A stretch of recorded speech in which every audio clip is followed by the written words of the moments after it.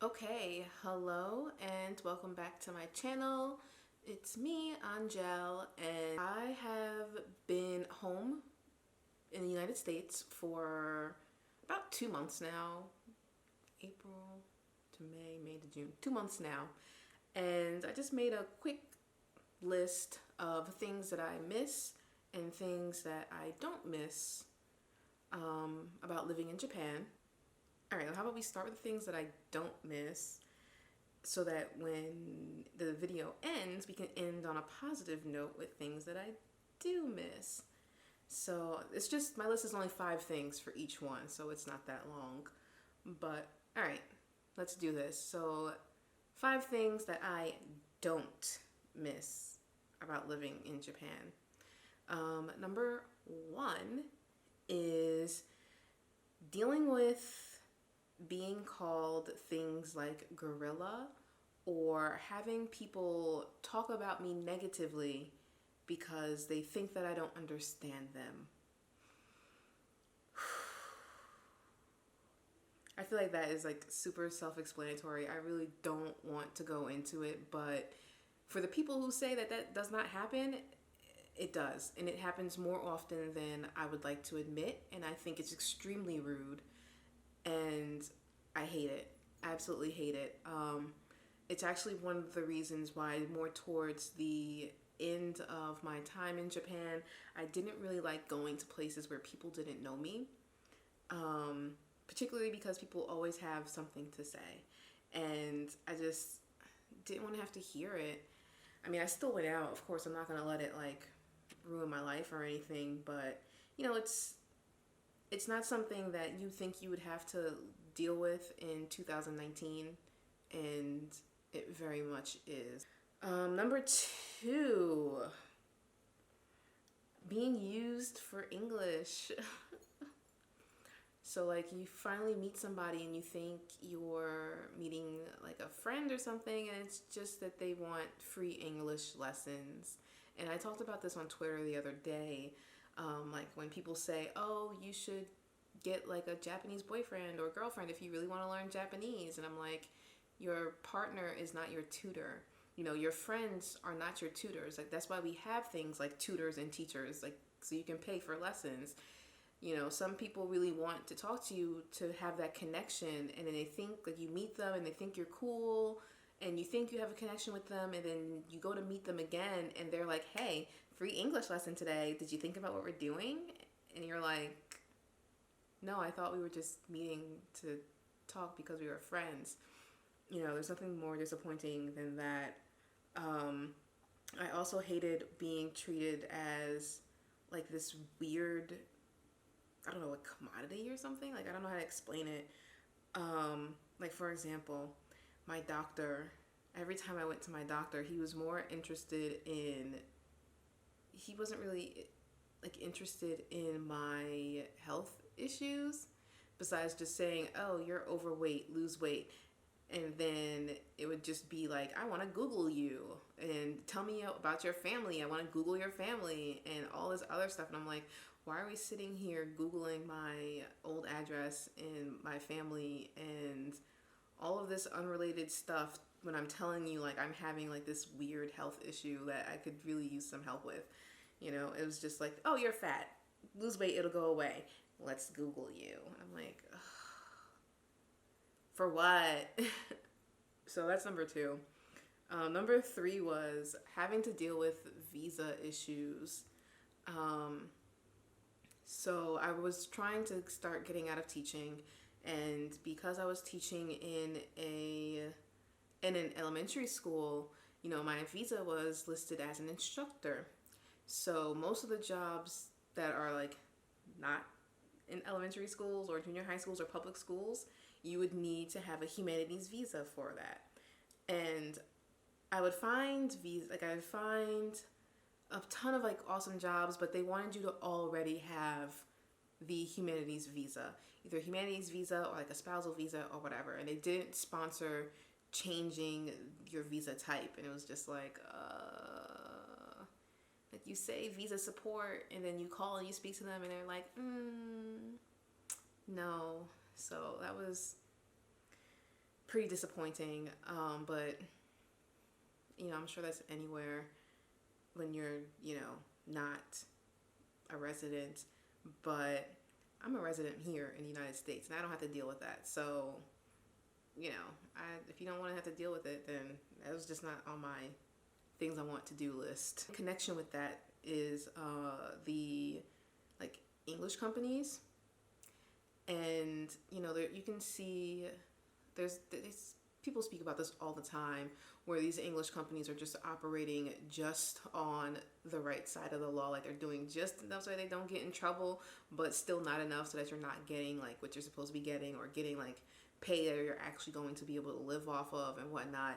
And I just, at this point in my life, right at the moment, like I didn't want to have to go through that, wade through all the bullshit anymore. So that was a no.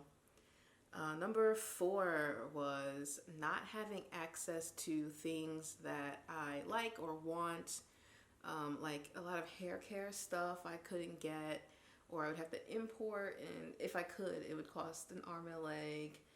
And I had a breakdown over hot sauce once, but then I found the Meat Guy. They have good hot sauce, but sometimes you just want what you want, and you don't want to have to struggle to like find a substitute or make a substitute or whatever. And I guess maybe that point came when I was feeling like a little bit homesick. I mean, more towards the end, I didn't care as much, but like, I went through periods of time where, I would get a little homesick. And like I said, I didn't want to have to work so hard to make things work all the time. Like sometimes I would just want it to be easy. Like I would just want my hair to look like it's supposed to look. Or I would want to go to the store and be able to buy some ingredient and not have to like search 3 different places. And it's not all the time, but it does happen, and I don't miss those moments. And finally, things I don't miss, being so far from my friends and family. Japan, it wasn't easy for me to be far from my family all the time. While I was in Japan, I did have a couple of deaths in the family, and I couldn't be there, and that kind of made me upset. I didn't feel good about that. You miss milestones and things, and with like people having kids or getting married, and sometimes that's okay, but every once in a while, you feel like, oh, I would really just enjoy to be closer.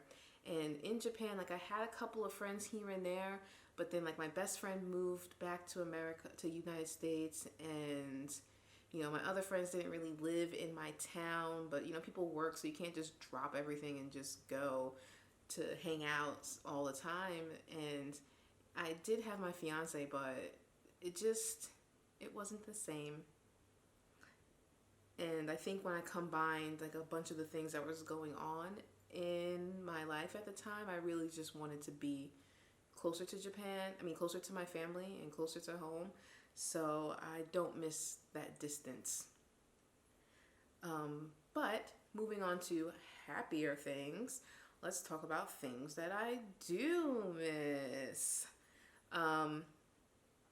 So number 1, I miss what casual attire looks like in Japan.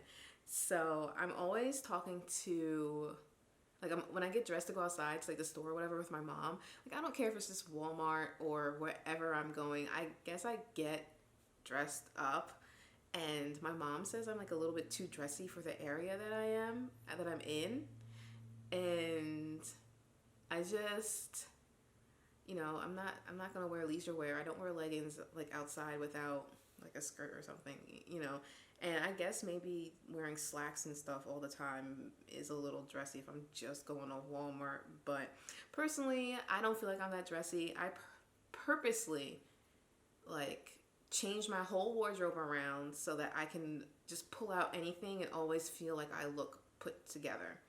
And so now I feel like I'm constantly trying to dress myself down. So I went and bought jeans. And because before I don't really wear jeans. I wear slacks all day, every day. Love slacks. Thank you. Or skirts, like long flowy skirts. So I went and bought a pair of jeans, and I had like a ton of shoes and things I would normally wear, but I stopped wearing my shoes. I just wear like a pair of plain black flats. I don't wear my little heels or nothing. My pumps, I like the baby pumps, whatever, but they're still like, dressy, I guess. So I kind of miss what the level of casual is in Japan. So I'm not always being bothered about like what I'm wearing. But I look good. I think I look good. I still have to do something. I can't just throw all my clothes away or to the side and just go outside in my pajamas. Like it's just not me. Cool. Number 2. Don't hate me for this. Squat toilets. I won't go into it, but I love them.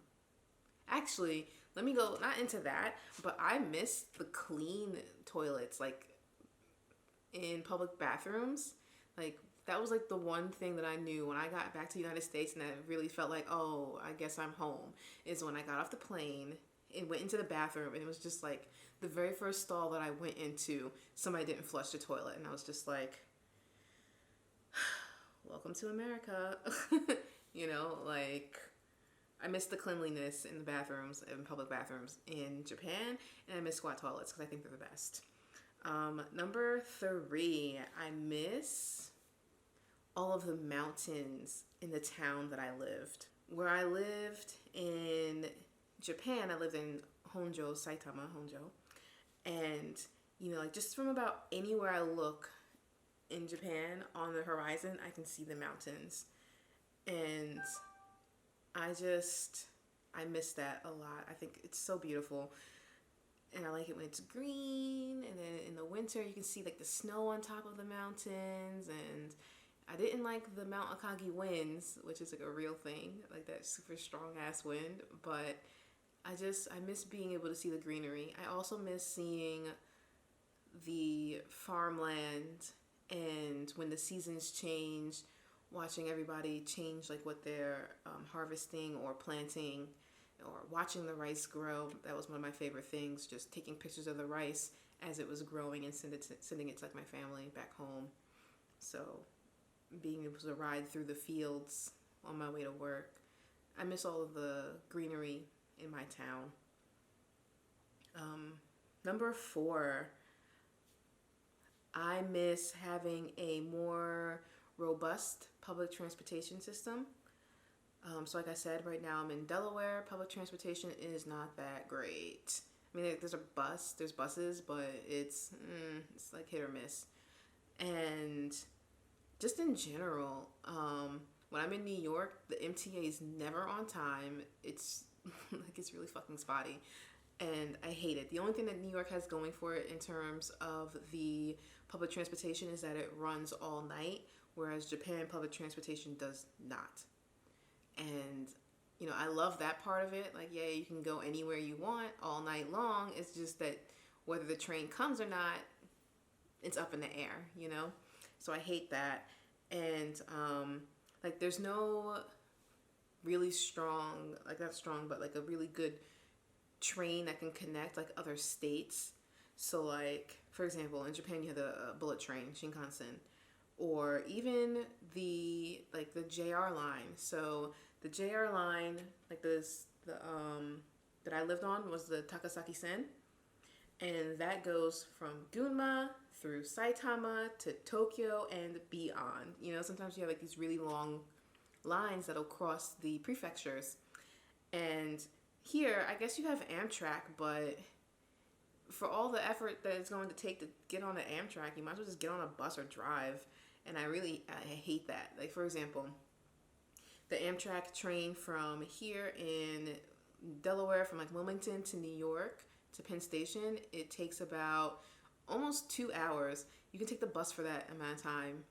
It takes like 2 hours, 2.5 hours by bus, and it's like more than half the price, Like, it doesn't make any sense to me. I hate that. And then the last thing that I miss is the true connections that I did make. And when I say this, I'm really talking about like a couple of friends, and like my fiance is still in Japan, and I miss his family, him and his family. Like they really helped keep me grounded while I was in Japan, and I was, you know, anytime I ever needed anything, I had somebody that I can call. And I think that was really, really awesome of them, and it really, really helped me. So I do miss seeing them every day. Like he has two little nephews, and they're going to be, and a niece, and then there's more babies that were just born, and they're all going to be growing up, and I'm not there to watch it. And you know, for the 3 years that I was there, I loved, you know, being around them. So I miss that, but you know, sometimes you gotta move along and do other things. But you know, you still keep those connections. You just can't see them every day, which is, you know, it is what it is. So yeah, wow, that was it. That was all I wanted to talk about. It's like almost 18 minutes long, and I'm very like low energy. I apologize. I just wanted to have a conversation. Sorry, I just wanted to have a conversation with myself. I don't know, but I don't know. Anyway, I hope I didn't bore you to death. So if you like this video, do something. Leave me a comment. And I'll talk to you guys next time.